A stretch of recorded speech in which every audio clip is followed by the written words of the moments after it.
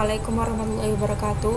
Nama saya Salsabila Nimatus dari Prodi Tasawuf Psikoterapi semester 2. Kali ini saya akan mempresentasikan makalah saya, yaitu pengertian tasawuf sunni. Saya akan memulai dari kata tasawuf dulu. Tasawuf secara epistemologis berasal dari bahasa Arab, yaitu tasawufa, yatasawwafu, tasawufan. Ada juga yang berpendapat bahwa tasawuf berasal dari kata suf yang artinya bulu domba.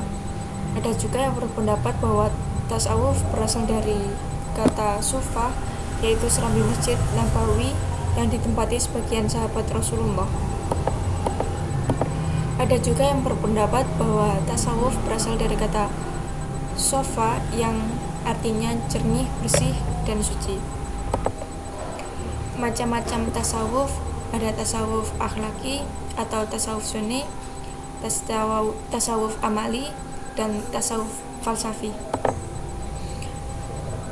Tasawuf sunni adalah tasawuf yang mazhabnya menyatukan antara syariat dan hakikat. Tasawuf sunni mencari cara untuk berjumpa dan berdekatan dengan Tuhan, serta menjauhkan diri dari semua yang dapat menjauhkan diri dari Tuhan.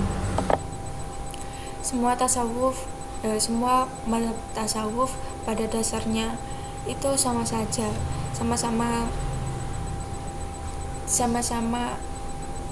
cara atau jalan menuju berdekatan dengan Tuhan. Adapun sumber tasawuf dari Al-Quran dan hadis. Dari sumber Al-Quran ada Quran surat Al-Baqarah ayat 186 yang artinya, dan apabila hamba-hambaku bertanya kepadamu tentang aku, maka jawablah bahwasanya aku adalah dekat. Aku mengabulkan permohonan orang yang berdoa apabila ia memohon kepadaku, maka hendaknya mereka itu memenuhi segala perintahku dan hendaklah mereka beriman kepadaku agar mereka selalu berada dalam kebenaran.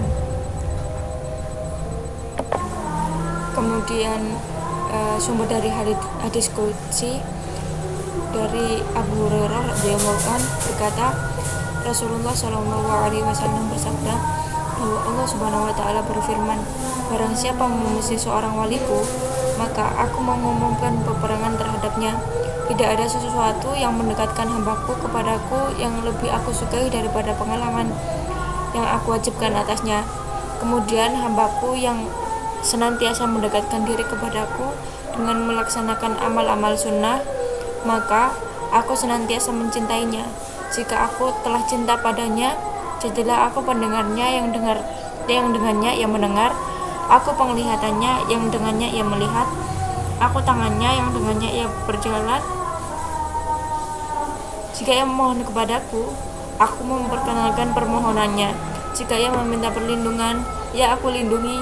Dan jika ia mengulang-ulang sesuatu, maka aku adalah pelakunya. Sebagaimana keraguan seseorang mukmin yang membenci kematian, sementara aku membenci keburukannya. Kemudian sejarah timbulnya tasawuf.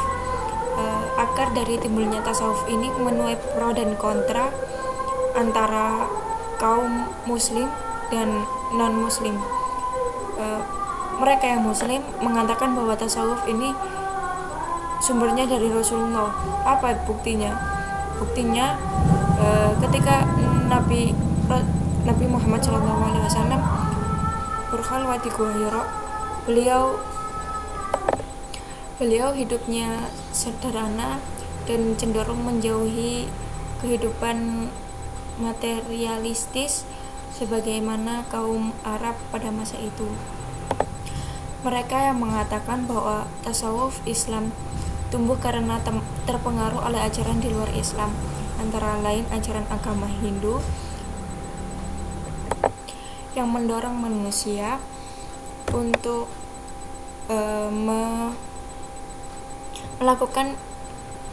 melakukan penyatuan jiwanya dengan Tuhan. Kalau di tasawuf itu disebut dengan wadat al-wujud ya. Kemudian ada yang mengatakan dari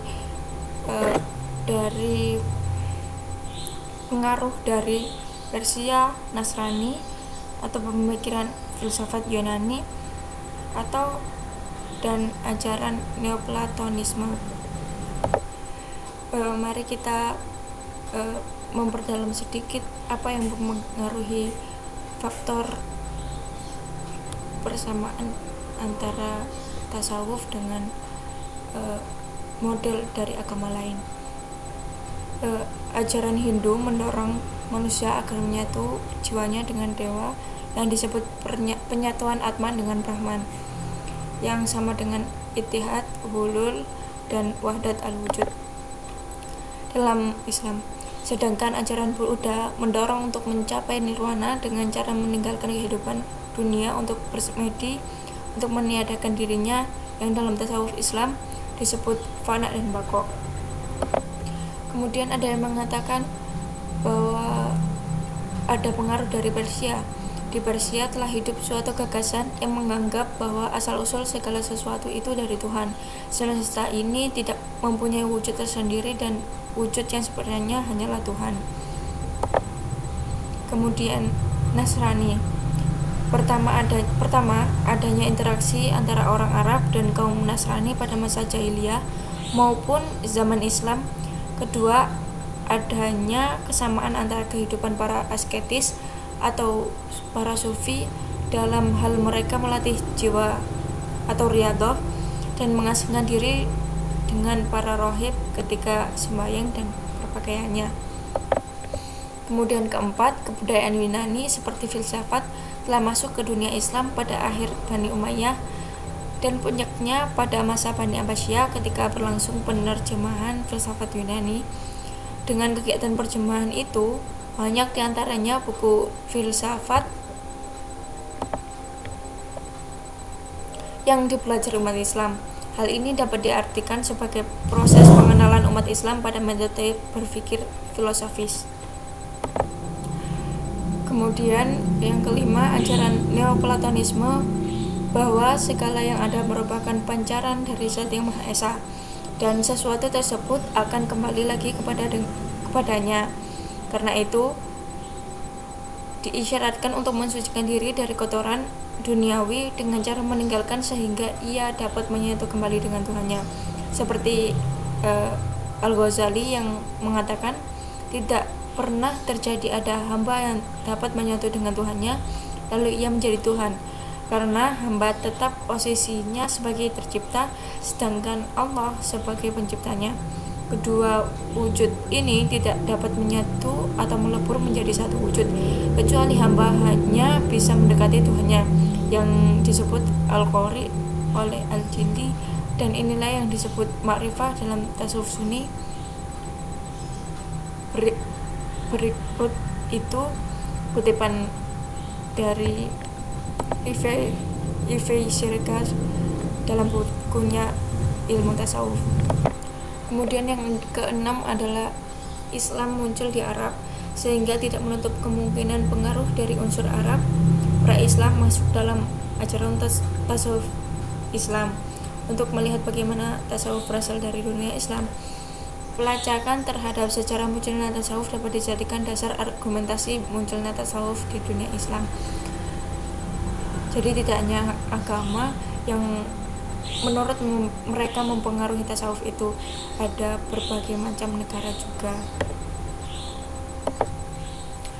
Kemudian apa yang membedakan tasawuf Sunni dari mazhab-mazhab tasawuf yang lain? Karakteristik tasawuf Sunni: 1. Berdasarkan pada Al-Quran dan As-Sunnah, yang penafsiran lain di luar itu hanya seperlunya saja, misalnya ijma, qiyas. Yang kedua, terminologi tasawuf Sunni dilakukan secara transparan, tidak mengagukan adanya kekeramatan atau keajaiban. Yang ketiga, antara Tuhan dengan hambanya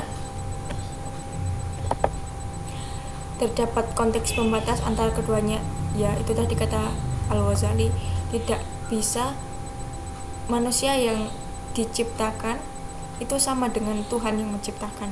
ada batas-batas. Tasawuf Sunni beranggapan bahwa teori fikih atau lahiriah juga dianggap penting, maksudnya teori fikih yang tata cara toharoh, mana yang halal dan mana yang haram. Kelima, fokus pada pembinaan akhlak, pengobatan jiwa dengan tahalli dan tajalli. Sekian presentasi dari saya. Terima kasih telah mendengarkan. Assalamualaikum warahmatullahi wabarakatuh.